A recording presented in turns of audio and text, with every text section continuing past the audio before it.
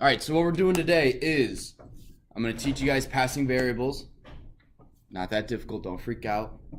And then I'm going to assign you guys questions to do in the back of the book that will, it's the first 6 multiple choice, the first 6 true and false, and the first 2 through 7 programming questions. I'm going to do one of them together with you just to show you exactly how I want it done. Each question is going to have 3 functions for it. Don't freak out, don't freak out, don't freak out. No. See, I told you, Blake, don't freak out, man. When you freak out, I freak out, okay?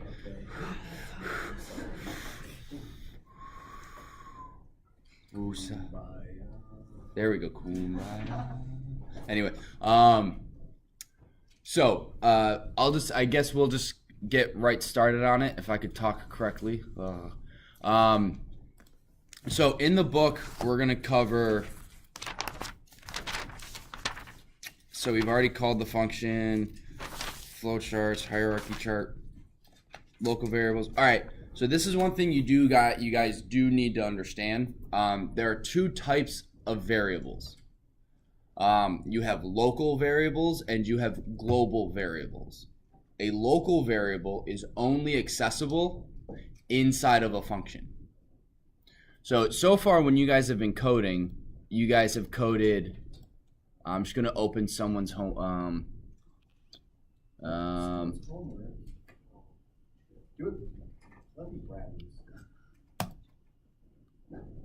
Okay, so this is my advanced Python class. This is no. So these here, this is a global. Oh, hang on, I should put this on this screen so you recording can see it. So this open file here, this text, those are called global variables. They are accessible by anything in this program, in this script. It can be accessed anywhere, from this for loop to anywhere. A local variable, when you create this PC. Sorry, I got to pull up an old assignment.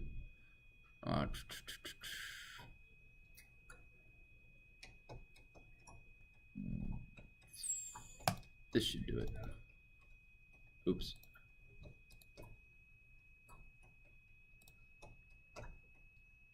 Let's see. Where's the file? Where'd it go?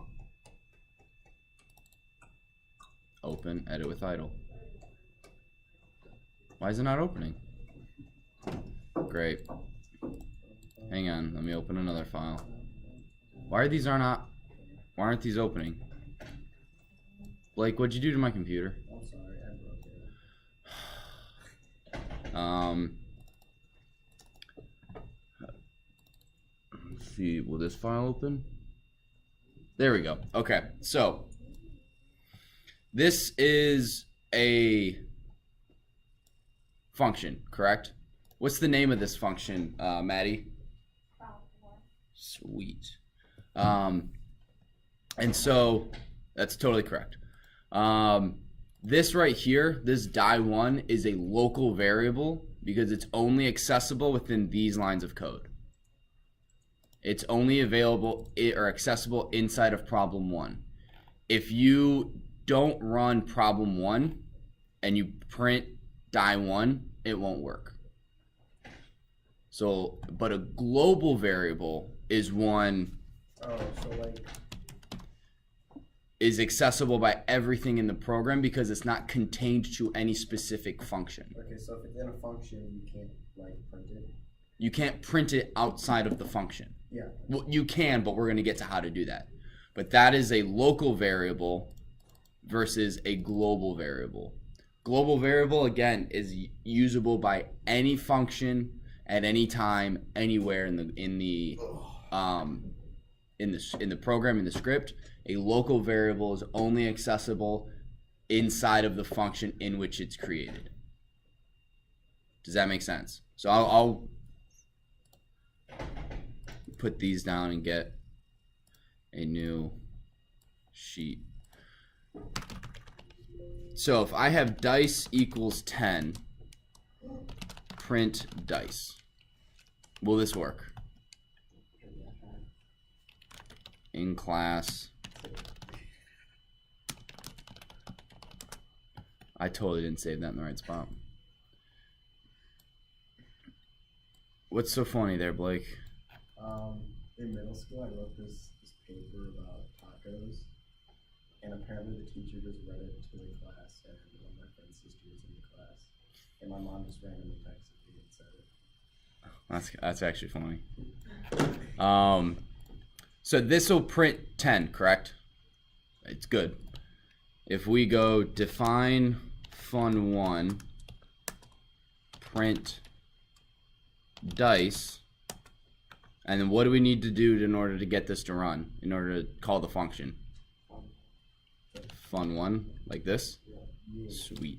So then we run it. We should get 10 twice, which is what we do. Now, if I do, so we'll make this dice 1.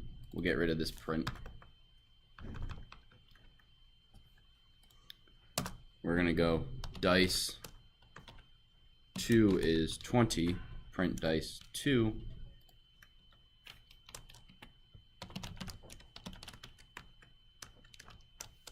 So what should we see? 10 and 20. Boom. Now, what happens if I do this? Oh, it's not gonna work. Right? Why? Because dice 2 is defined in the function. And I can only do what with that variable? I can only use... It inside the function. Correct. I can only, because it's a local variable, and But this you is... wait, I have a question. So Yeah. you could also like reuse the variable dice 2 and like define it outside of the function. Mm-hmm. And So... outside the function, you do dice 2 equals 10, and then it could be. And then we'll do dice 2 is 30. Oh, okay. 10, 20, 30. Even though we have the same name here and here, because this dice 2 is a local variable and only accessible in these lines of code, that basically allows us to reuse the name dice 2 down here. And that is called the scope of a variable. So if I come around and you're like, Mr. Stoltz, this program's not working, I'll say, well, the scope of that variable is incorrect. Right? You're trying to print a local function or a local variable in a global situation. You have to change that. For now, we're not going to go on how to make a local function global. It's pretty easy, but we're not. I won't quiz you on it. Basically, what you do, if I wanted dice 2 to be global, I go. Oh, and then it would just work. Okay. Yeah, but you have to go global dice 2 first. But if you go this way, name dice 2 is assigned before. Dice 2 is assigned to before global declaration, meaning this needs to be first. But this isn't going to be on the test. If it is, I will say this is how you do it, but I won't make a test where you have to do that. Right? So let's say now, what if I have 2 functions? Get rid of that. Hashtag that out. What if I have 2 functions and I need to take information from one function and pass it to another? How do I do that? Very simple.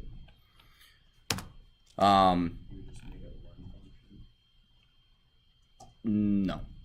So what we'll do is we'll have, I'm going to walk you guys through problem 1 in the back of the chapter.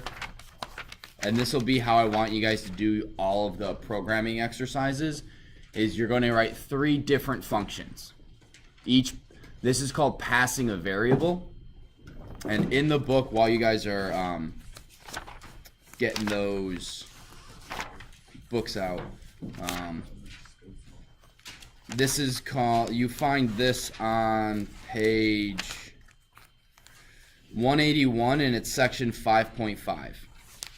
And what we just went over with the scope of the variables is if I could move the page. is 5.4 on 179. So pages 179 to 183, and then there's a programming exercise on the next 2 pages. What page you on, 17? Where I want you guys to turn to is 229. I'm just putting in the video what we're covering in the book. So if you guys like, where is it in the book, Mr. Soldier?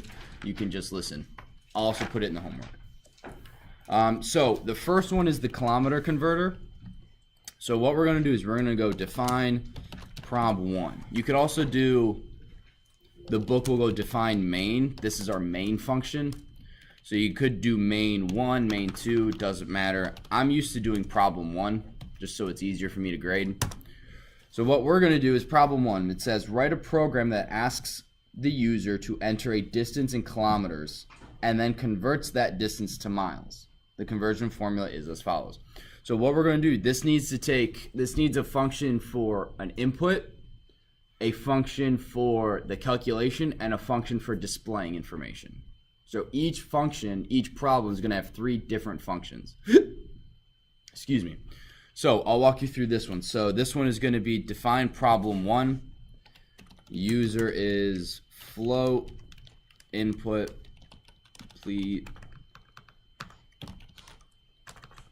Please enter the number of miles.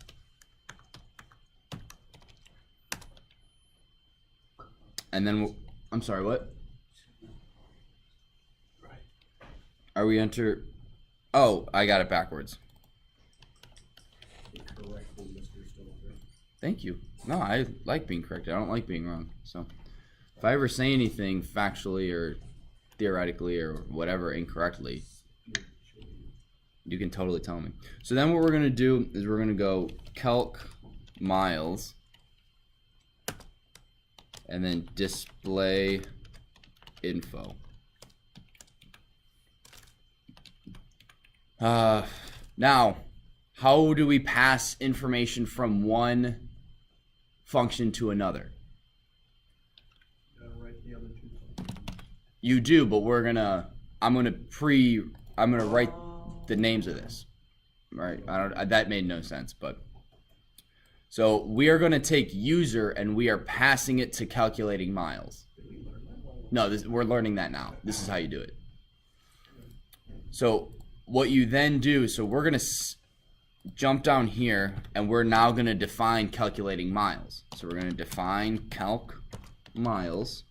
We also need to put user here. And then what we're going to do is we're going to go miles equals user times 0.6214.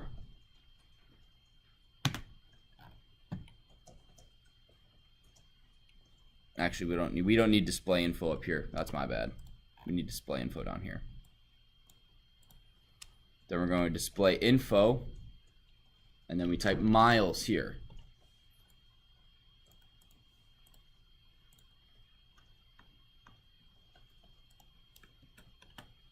Then we go define display underscore info, miles, print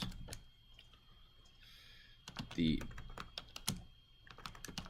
distance in miles is, oops.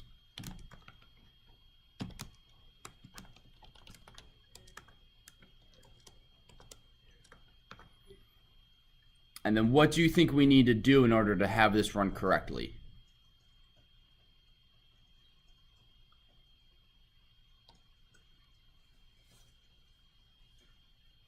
What is the function that starts all the other functions? You gotta do prob 1. Yep. And then we go prob 1. One thing you do not need to do is type in calc miles here. That will actually break it. Once you define a function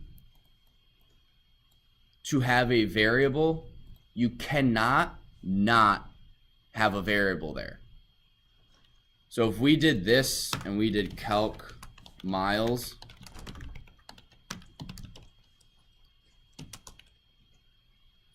we get this function is missing a required positional argument, meaning you need this function needs a variable. It can't function without it. That wasn't planned. That was just off the cuff. Like I didn't know I was gonna say it till after I said it. I was like, oh, that works. That was okay. Whatever, guys. Just shoot me down. So you have to have this in here in order for it to work. If you don't, you just get this error up here. So when we do prob 1 and we run it, enter the number of kilometers, a 5K. So that is 3.1 miles. It didn't work. Uh-oh, what's wrong? Well, it worked, and then there was an error after it worked. Like it told me the distance, and then it like said there was an error. That's weird. What do you guys notice this right here? How this is the exact same as this? You can just copy and paste this. Once you can copy and paste either one of these and put these wherever you want in your function, in your code.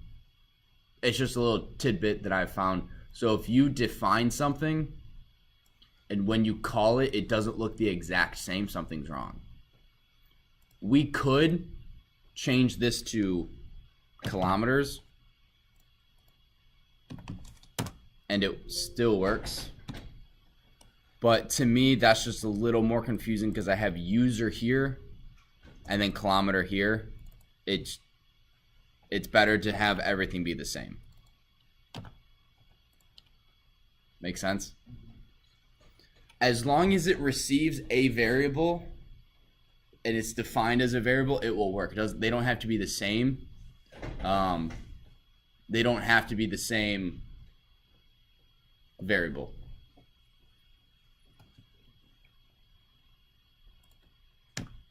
So do you guys have any questions?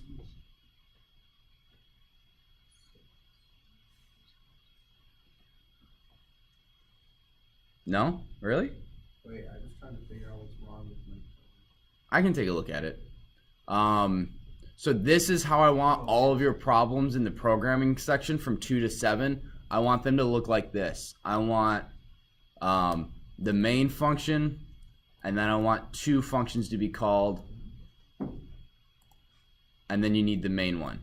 This repetition will help, right? I get it's like I'm doing the exact same thing. I'd rather don't copy and paste all of this, actually hand type it all out or hand code it all out, because the repetition of okay, I have to call this function, I have to call this function, I have to call this function, I got to add the variable, I got to do this, I got to do that, will help you tremendously. So that's all I have for today. I'm going to assign you guys the homework, and you guys can work on that. And you guys can be, if you finish it in class, that's awesome. What I'll then challenge you to do is go back to some of your previous assignments, maybe ones you got wrong, and check them. Because after the test, you guys cannot turn in homework for regrading. So after this first test, all of the homework up until now, you cannot turn in again for me to regrade it. For you to do corrections and then give it back to me. It's up until the first test. Any questions? Shiggity sweep.